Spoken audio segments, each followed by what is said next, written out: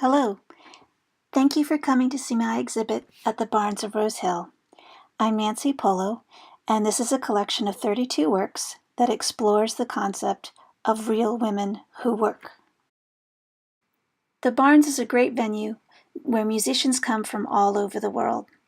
I was lucky to have the Bumper Jacksons join me on my opening night. The lower gallery at the Barns can accommodate a wide variety of work.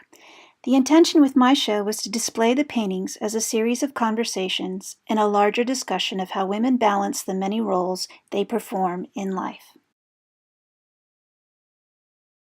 This group of 3 paintings is a conversation on performance. A portrait of lead singer Jess Elliott Meyer of the Bumper Jacksons is flanked by 2 portraits, one of Miss Nicole Davis and the other of her 7th grade student, Catherine Meyer. These are dramatic paintings in jeweled tones against a dark background. The contrasting colors combined with the bold hand gestures are meant to express fearlessness. These ladies are regal on stage. At Jess's shoulders stand her 2 greatest musical influences, Bessie Smith and Patsy Cline, while Catherine stands alone holding her arm in the air as she plays Rafiki in The Lion King. The process of aging is a difficult topic for everyone. As caregivers, women are often expected to herald and make smooth all stages of life, from birth to death. With these 3 paintings, I wanted to explore the passage of time for women at the beginning, middle, and end of a lifespan. Aging is a mystery, solved 1 year at a time.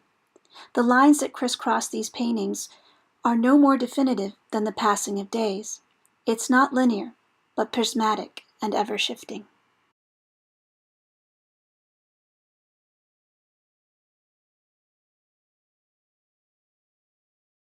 Body image is where our inner self faces the outer world.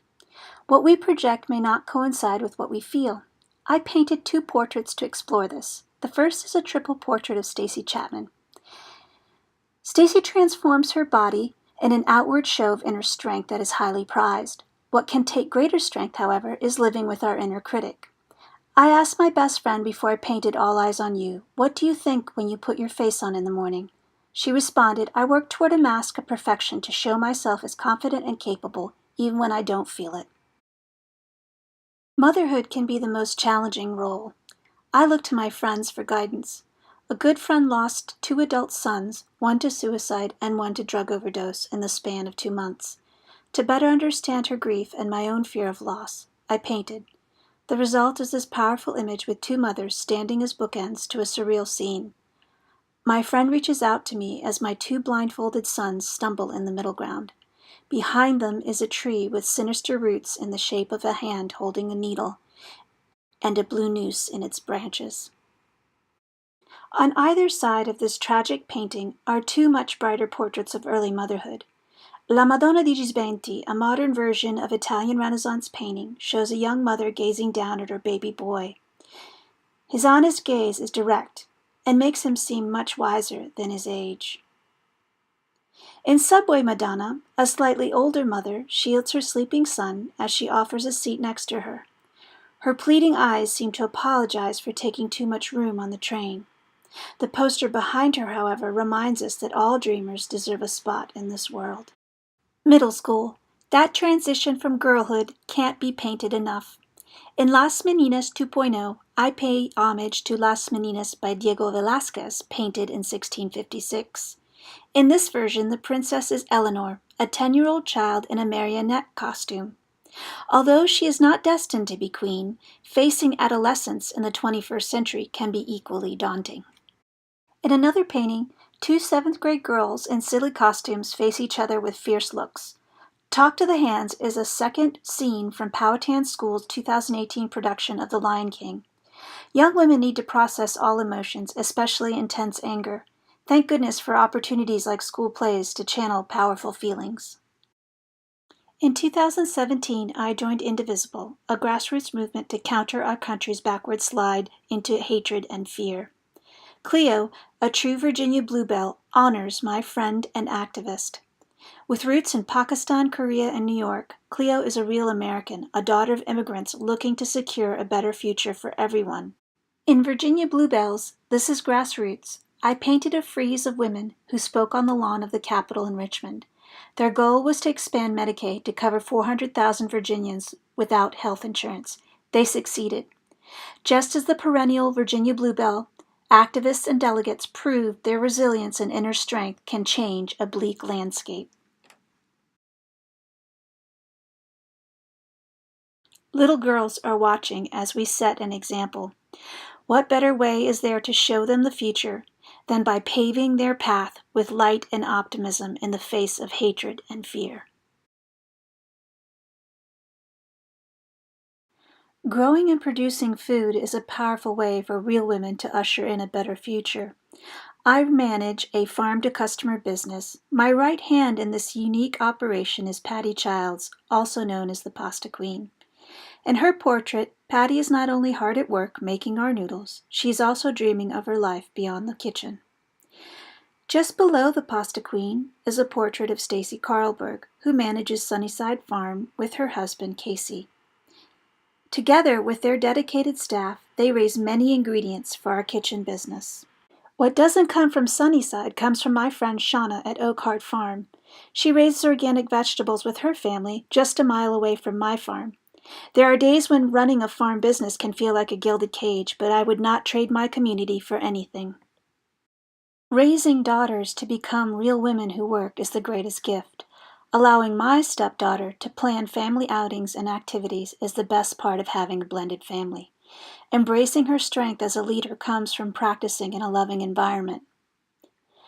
My friends raise their daughters to take risks. Watching them test their physical strength is gratifying. In climbing new heights, my friend's daughter Ava smiles so brightly because she can feel every ounce of her achievement, and it's empowering. Being a working mom does not always allow for time to fully participate in a daughter's progress. My friend Lindsay Davis Stover sacrificed time with her daughters to become a leader in our community. In this painting, I wanted to capture the precious nature of time spent on humble things like brushing hair. When she grows up, she will remember Lindsay's hands and excellent example. Bearing witness to change is not enough. Although my journey to champion women and justice began at 43, I will always be grateful for that awakening. Getting on a bus with strangers on January 21, 2017 took more courage than I expected. Thankfully, I have many friends who began that journey with me on that day. To enact change, we need to understand what isn't working. After the Women's March, I chose to focus on Ivanka Trump because she professed to be a champion of women who worked. Her portrait is a surreal psychological journey. Who is Ivanka? What does she see in the mirror? What examples did her mother set for her? What does Ivanka teach her own daughter? Marie Antoinette stands behind Ivanka in this work. What would she tell her in hindsight? One of the most famous paintings of women is Picasso's Les Demoiselles d'Avignon. My version, Les Demoiselles de la Maison Blanche, examines the women surrounding Trump. He casts a shadow over women, reducing them to empty attributes, skinny or fat, sexy or not, smart or dumb. He projects his own self-doubts. Unless someone decides to stand up to this nonsense, we will all be reduced to this echo chamber of fear. We have to have the courage to honestly question what goes on behind the curtains of power. As the investigation into Trump's administration continues, I hold hope that we will uncover the truth. We cannot allow greed and corruption to poison our democracy. An exhibit on real women who work would not be complete without these portraits of my mother, Liliana Polo. My parents gave me a solid foundation, but it was my mother, who ran her own business as a seamstress, who modeled the courage to pursue my dream of being an artist. Grazie, mamma. Thank you for visiting this exhibit of Real Women Who Work. A catalog of the show is available to order. Please see my website, nancypolo.com, for more information on my paintings and writing. Support your local artists by attending shows like this at places like the Barns of Rosehill.